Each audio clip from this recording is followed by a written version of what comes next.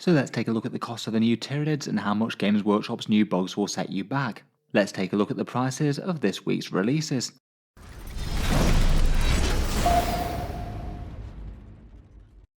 Hello and welcome back to Allspecs Tactics, where today we're talking Tyranids once more, and in this one I thought we'd just check back to take a look through the price list of Games Workshop's Tyranids releases, look at the cost of the models and compare them to other things that Games Workshop have released, what might be looking good or what might be looking bad. As I mentioned in yesterday's video, the Tyranids release at this point was maybe a little bit of a surprise. The Tyranids came out earlier than expected, given that it's not technically autumn yet. There have been some rumours going around that some of their other releases have got pushed back, so Tyranids had to fill in to take the gap. No bad thing for Warhammer 40k collectors though, and people who wanted to get their hands on the shiny new miniatures. They're all going to be going out for pre-order on the 2nd of September, and will be out for full sale on the 9th of September.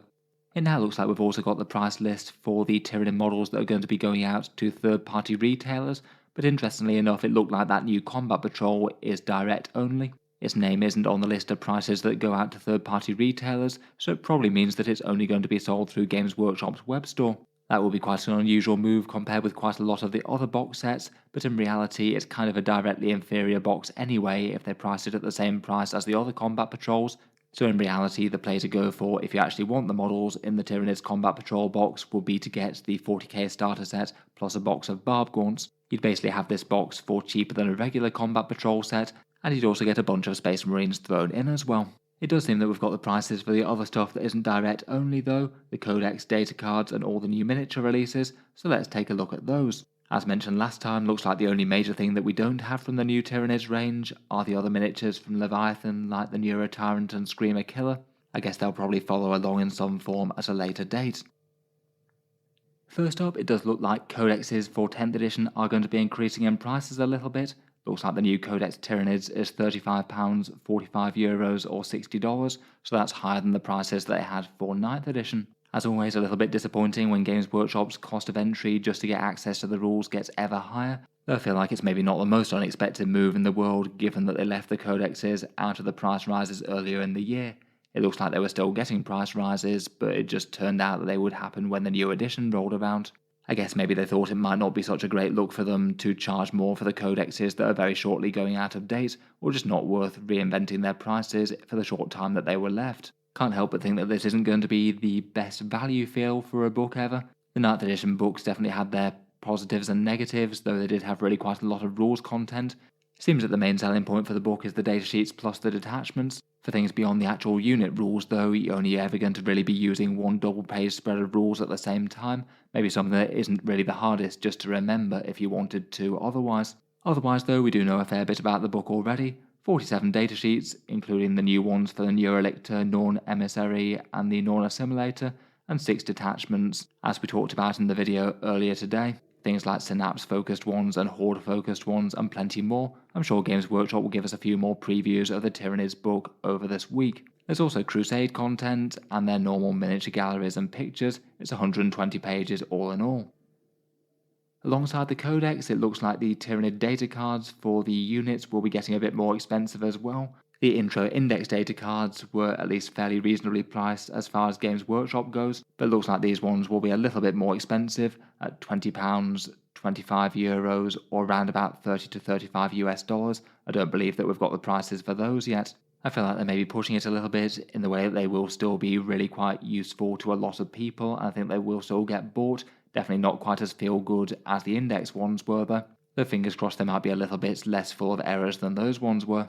I guess you could potentially look at them as a bit of a value saver compared with the Codex. If you literally only have to know 1 page worth of rules, then you might just be able to get away with just picking up the data cards for actual unit rules. I suppose that could be one good way to have a tactile copy of most of the Tyranids rules, even if the core ones have to be found elsewhere, either from a non-Games Workshop source or from someone else who you know has picked up a copy of the book.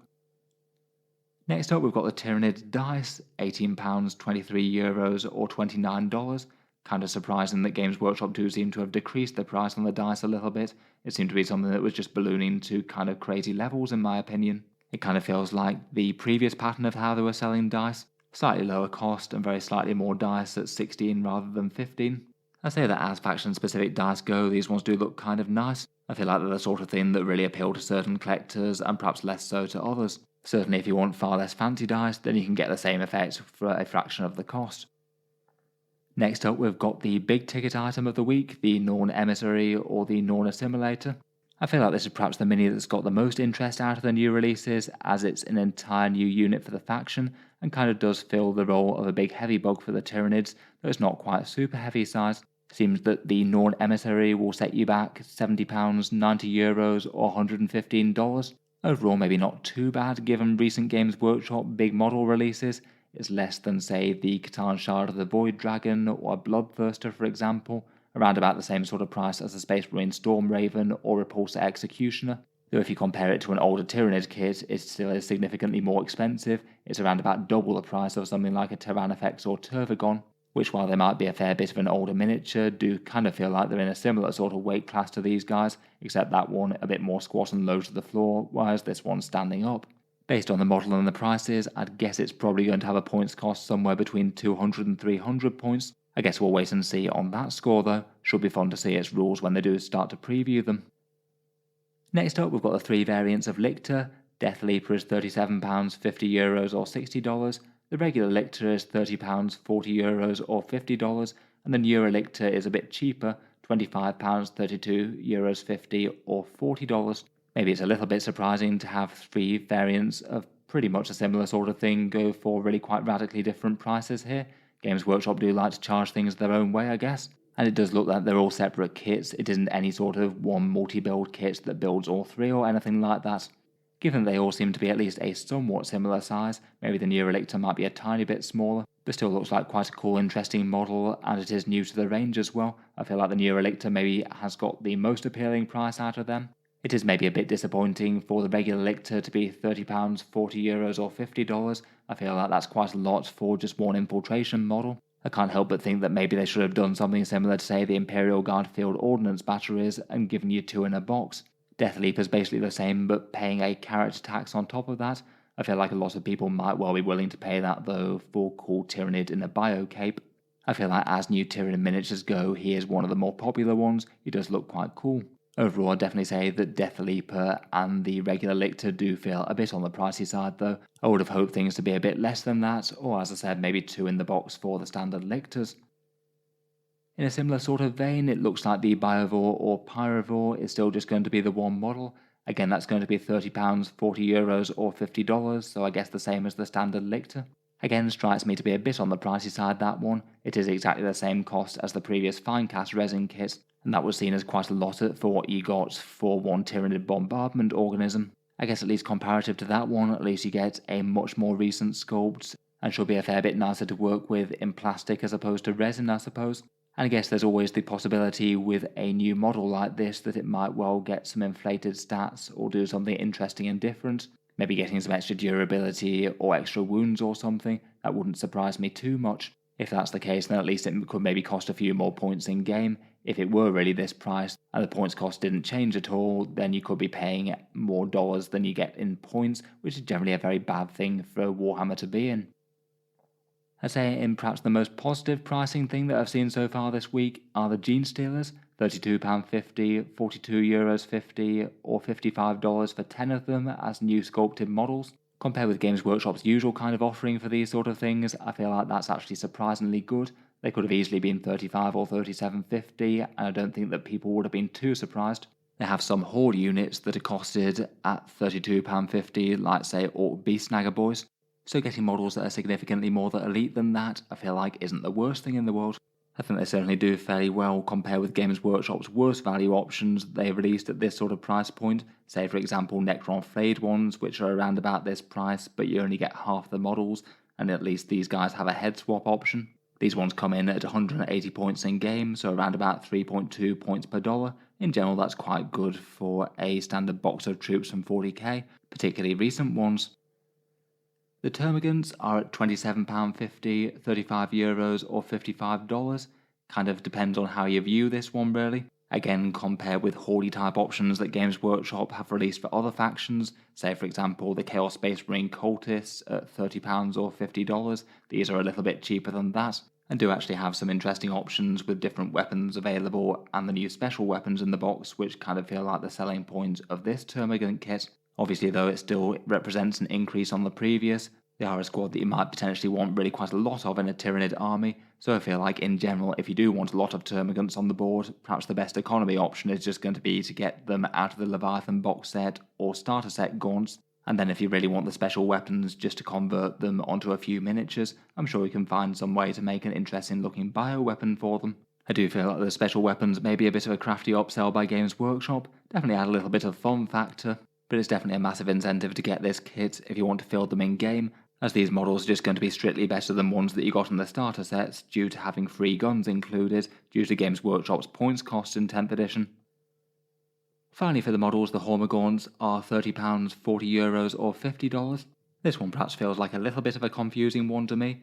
Maybe a bit weird that they're more than the Tyranid Termagants, given that the Termagants get more options and are kind of equivalent models. These guys are basically just Termagants but melee. I guess the sculpts are kind of fun, but just seems a bit odd that they cost more. You do get some rippers included with them in the box now, and I suppose they aren't really any more or less than the average Games Workshop Horde type infantry unit.